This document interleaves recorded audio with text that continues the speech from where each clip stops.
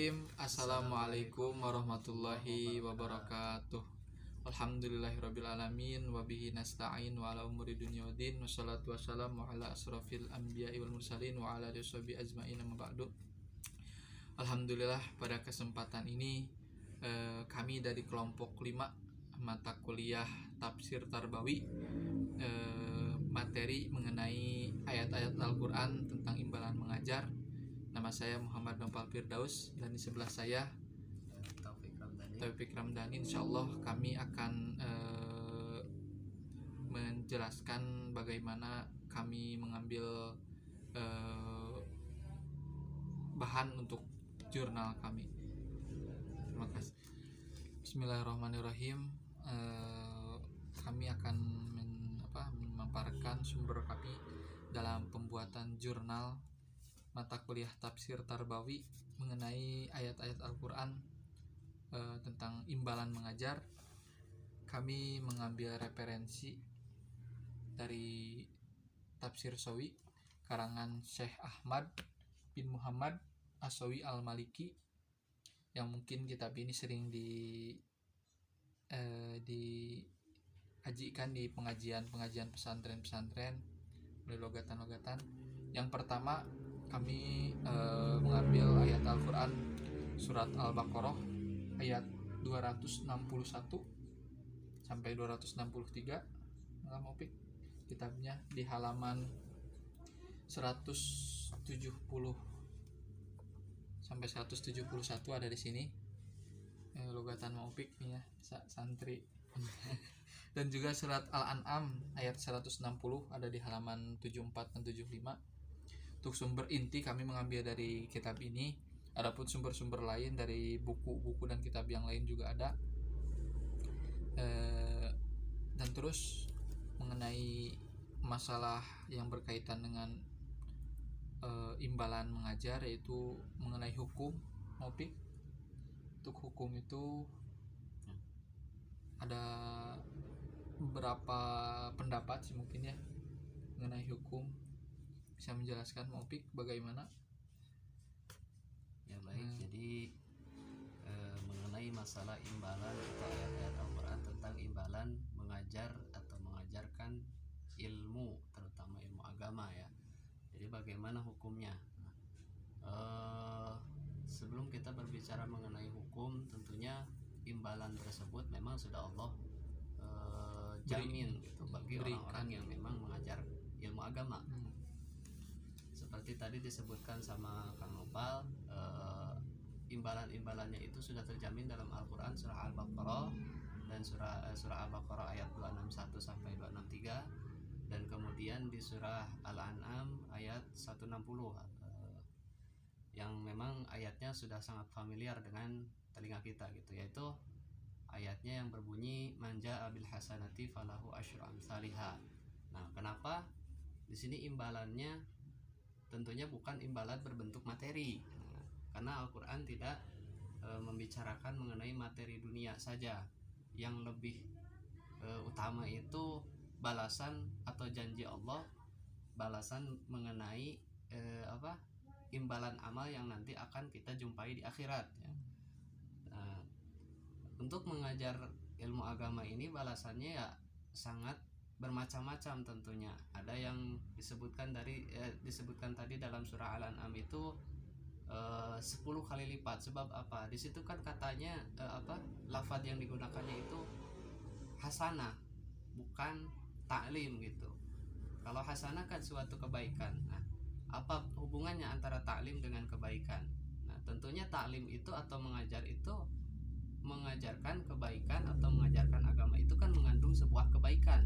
Nah, jadi dalam surat tersebut imbalannya itu 10 kali lipat. Sedangkan di dalam surah Al-Baqarah ayat 261, imbalan yang didapat oleh orang yang mengajarkan ilmu agama itu seperti hanya menanam sebuah biji. Dari biji tersebut tumbuh 7 tangkai. Nah, dari tangkai tersebut setiap tangkainya beranting 100 cabang gitu. Nah, 100 cabang ranting itu berarti jumlahnya mungkin 700. Nah, artinya dari satu kebaikan berbuah 700 kebaikan. bahkan Allah melipat gandakan lebih dari itu. Nah, itu mungkin imbalan yang Allah jamin bagi orang-orang yang memang mengajar, mengabdikan diri dalam dunia pendidikan. Nah, kemudian untuk berbicara mengenai hukum ya, yang namanya hukum kita lihat hukum asalnya dulu. Al aslu fil asya al ibaha illa ma dalil ala khilafi. Asal setiap atau asal hukum setiap perkara itu boleh, kecuali ada memang beberapa dalil yang mengatakan itu haram, mengatakan itu halal. Nah, tentunya hukum mengajar hukum tentang mengambil upah atau imbalan. Tentunya imbalan di sini maksudnya imbalan materi. Kalau tadi imbalannya imbalan berbentuk pahala ya. Kalau itu sudah jelas Allah sudah menjamin gitu, pasti kita dapat. Tapi untuk imbalan dunia bagaimana? Menerimanya bagaimana gitu. Nah, tentunya kalau menerima ya boleh-boleh saja, karena memang mungkin Allah juga ngasih rizki gitu. Nah, kemudian kalau misalkan kita berbicara mengenai hukumnya, apakah ada yang mengatakan haram? Ya tentu haram, karena jika dihubungkan dengan ayat yang lain itu sama hanya dengan kita menjual ayat-ayat Al-Quran kan. Banyak pendapat juga, bahkan ada hadis juga, hadis riwayat siapa ya tadi ya, hadis riwayat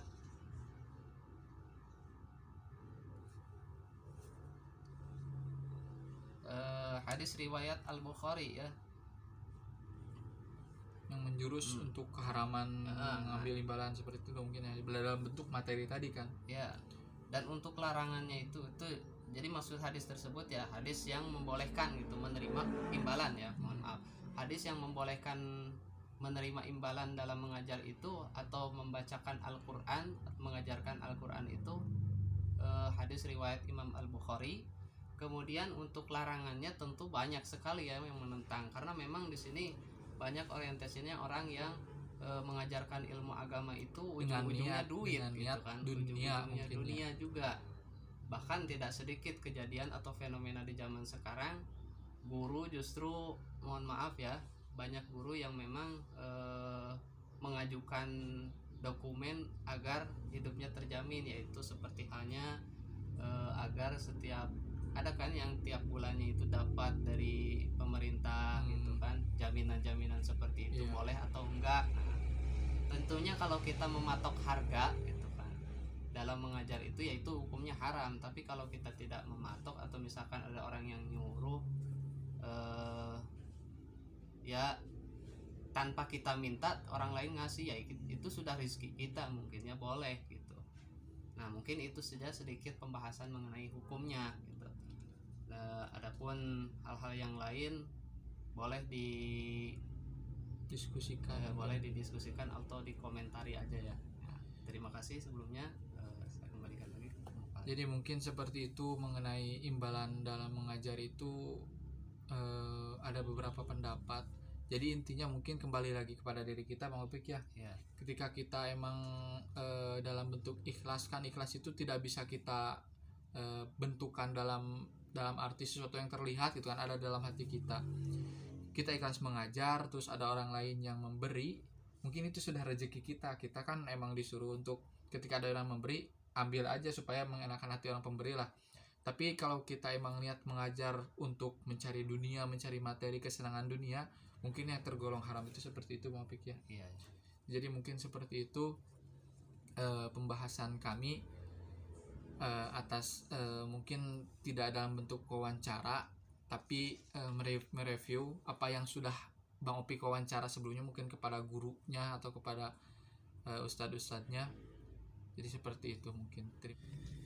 Alhamdulillah, mungkin video dari kelompok kami, kelompok 5 mengenai ayat Al-Quran tentang imbalan mengajar sudah secara singkat, padat, dan jelas mungkin tadi dijelaskan oleh Bang Opik juga. Mohon maaf apabila dari kami ada salah-salah perkataan ataupun salah perbuatan. Terima kasih. Wassalamualaikum warahmatullahi wabarakatuh.